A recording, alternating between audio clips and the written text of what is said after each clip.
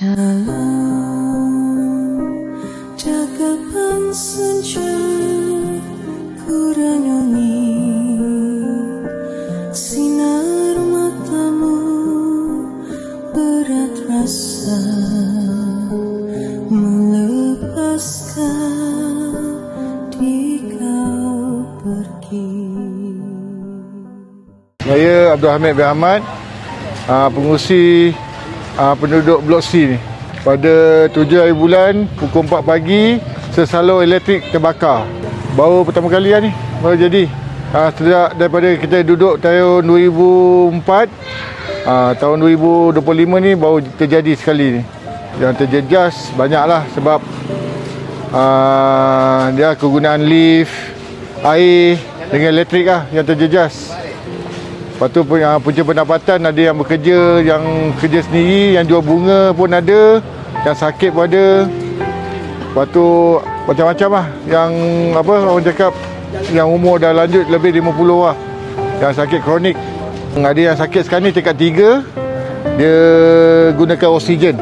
Kita orang supplykan api daripada Blok B, bagikan rumah dia. Okey, hari ni akak minta bantuan sumbangan makanan daripada Uncle Kentang untuk penduduk Blok C yang mengalami musibah saluran elektrik terputuslah, terbakar. Okey, masa akak call Uncle Kentang tu, dia okey, dia menerima apa yang akak minta sumbangan daripada dia menerima, dan dengan cepatlah dia okey, dia kata cepat petang, okey kita sediakan petang. Okey, kat sini akan nak ucapkan terima kasih kepada Uncle Kentang yang banyak membantu daripada dulu sampai sekarang lah. Walaupun akak minta, dia tak pernah menolak lah untuk bantuan orang sini, penduduk pesisir pantau, daripada makanan, kain kafan, dia bantu, daripada anjurkan urusan mandi jenazah pun dia bantu. Terima kasih banyak Uncle Kentang, semoga dimurahkan rezeki, dipanjangkan umur. Yang ada elektrik sekarang ni tingkat 1, 5, 6, 7, 8 saja. Tingkat 2, 3, 4 masih belum mendapat bekalan elektrik. Dalam satu blok 128 pintu.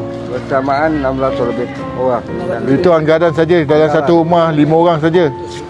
Kalau ikutkan, kalau ada rumah tu ada 10 orang, tak kira yang tu, kita anggaran 128 bagi dengan 600 orang. Itu je. Kalau raya puasa pun macam tu, insya-Allah raya haji pun macam ni jugalah keadaan kita.